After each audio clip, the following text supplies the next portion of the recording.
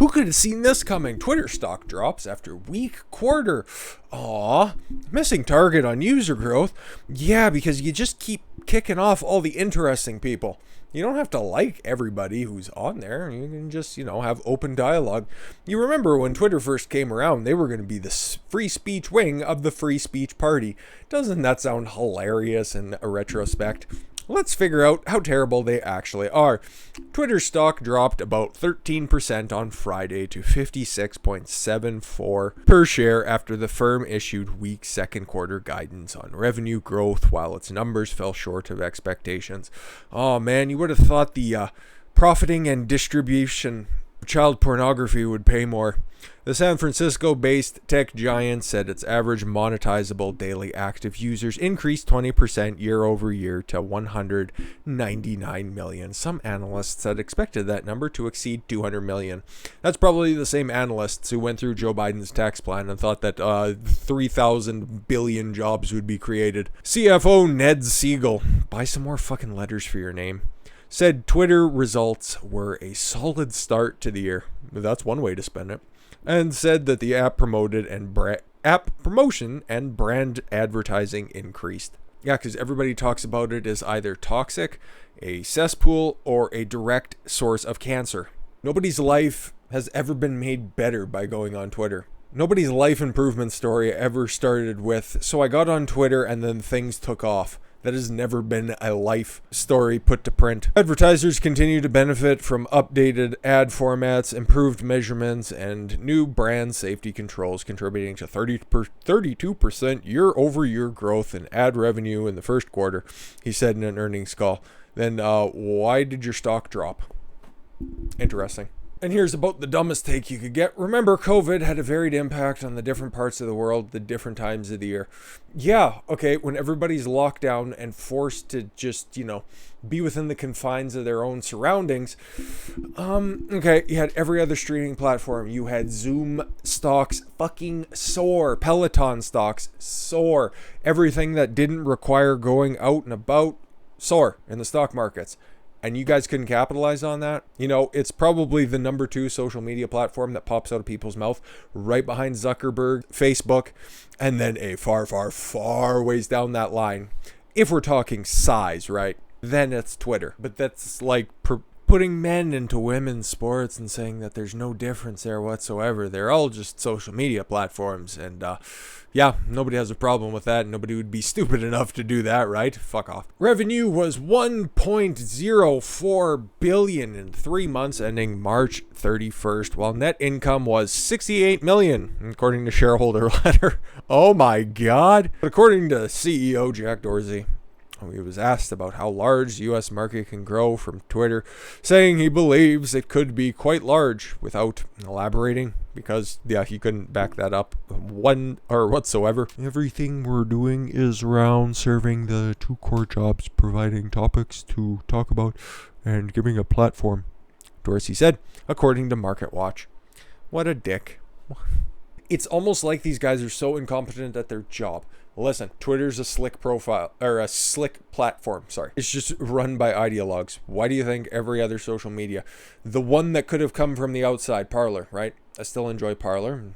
Get a lot of engagement on Parler. But what is it? It's a Twitter clone. Let's be fair. What else could it be? The appetite to use the platform is there. It's just when you get censored, when you get shadow banned, when you get victimized by the algorithm. All of these accusations are made by people, and I'm just parroting them at this point because I don't have any first-hand stories to recant. I gave up on Twitter a long time ago. Listen, if they fail in their child porn lawsuit, that will be great. I'll probably go back at that point, but until then, I'm standing firm on that. I'm a man of principles, after all. But like I said, there is a demand to use that type of service out there. I think Facebook, a lot of growth potentials over there, but at the same time, it's also a bunch of Karens who just want to share different dog pictures. It is far more censorious. It is probably the most censorious social media platform, okay? And I know that's a big statement, but I also think it's accurate. All of these platforms would be terrific if everybody could use them, okay? That's why we've been lamenting the decisions to not take up any of these censorship lawsuits we'll see what happens. You can see the man over there in the corner, Project Veritas, James O'Keefe. He's suing Twitter, okay? Steven Crowder suing Facebook. YouTube's being sued by as many people as possible. There's a businessman trying to sue in BC Supreme Court. Who knows how fucking far that gets. See, the next time BC Supreme Court is in session, they have enough fucking problems to begin with. But if they're going to be taking on big tech, whatever. I don't care. Burn it all down at this point. Get rid of 230 or try to do with this senator right here. Bill Hagerty from the great state of Tennessee. He just wants to make them common carriers. Listen, we're probably approaching that time. I don't see the case against it, okay? At this point, they've long outlived their designation as being a private platform, okay? This is where all of the conversation happens. This is where all the announcements in regards to the political sphere, that's where they all happen first. And all of these articles, okay, most of them link to a Twitter account. Okay, this guy said this on Twitter, okay? And then we can elaborate further with more results and more fact-checking, more research is needed. It's just that's where communication happens now. It is the town square. You can shriek from the buildings, my private business can do whatever it wants. You, my friend, are out of touch, Mr. Strawman. Anyways, Bill Hagerty aims to make big tech platforms common carriers. Senator Bill Hagerty, Republican from Tennessee, has introduced a bill that takes aim at the key vulnerabilities of big tech, their increasing resemblance to common carriers. Attaboy. The bill, called the 21st Century Free Speech Act, follows the legal opinion from Justice Clarence Thomas, God bless him, and everything he does, may he live a long and prosperous life, arguing that censorship of Americans on tech platforms could be ended if they were regulated as common carriers in place of public accommodation. Attaboy, Bill. For tech companies with more than 100 million active users, 199 million users, Twitter and Facebook's in the billions at this point. It's impossible for us to quantify that. Would abolish Section 230 of the Communications Decency Act. Yay! The bill that tech companies rely on to censor their users with impunity. Yay!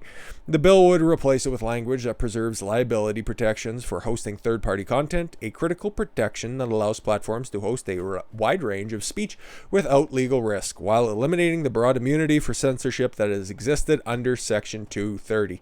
Exactly. Okay?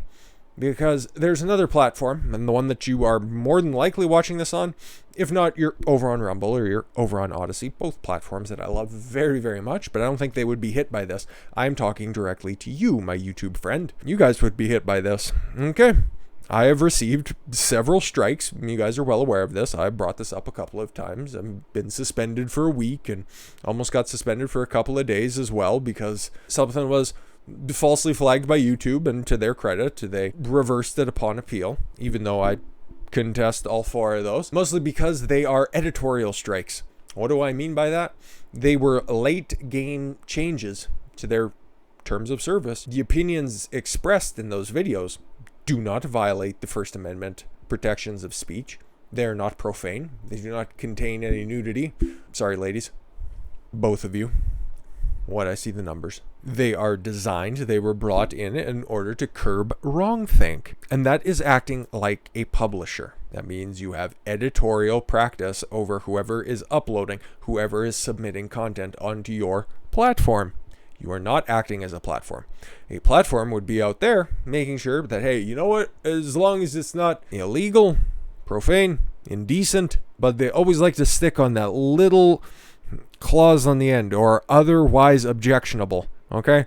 And then they can fit everything in there. Just another example of governments when they do not define what they mean specifically, then they can go ahead and get away with literal murder. You can report on it, and it just gets age-gated. Anyways, back to this. We'll wrap it up. I want to keep these short-ish.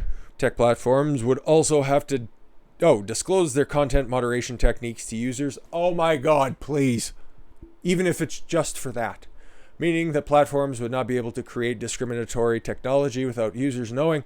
Users will also have a right of action against tech companies, allowing them to sue any company that violates these principles. Fucking A.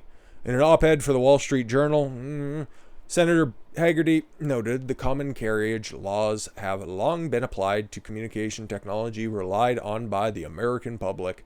As Justice Clarence Thomas noted in the recent Supreme Court opinion, common carriers such as trains or phone networks, trains, tried to spark the interest of Joe Biden. He loves trains, man, and Amtrak and things. And I put on my little conductor hat and I go choo-choo. Have historically been subject to special regulations, including a general requirement to serve all comers, or if you're talking about the left, all coomers, without discrimination. The same logic would apply today to big tech. Yeah, we have arrived at this point, okay? You can't make a compelling argument that we haven't, okay? And setting the border at 100 million users is probably fair, because we're not concerned about anybody smaller than that right now.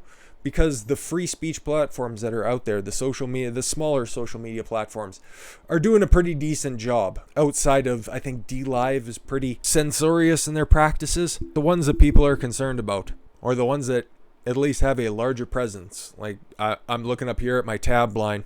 Rumble, not a problem, man. Their terms of service are very basic. They're right there. Nothing illegal. Nothing openly racist, and no pornography. Totally fine with that. And what do they define as racist? Well, anything advocating for violence against a specific group with a targeted offense. Gab, you can just go on there and say whatever the fuck you want. Parler, I've seen about the same speech pattern, even since they've come back. So if everybody would say to that standard, we wouldn't be at this point, but it's pretty obvious to everybody, okay? We've seen the test run. We've seen the research done by anybody who will do it.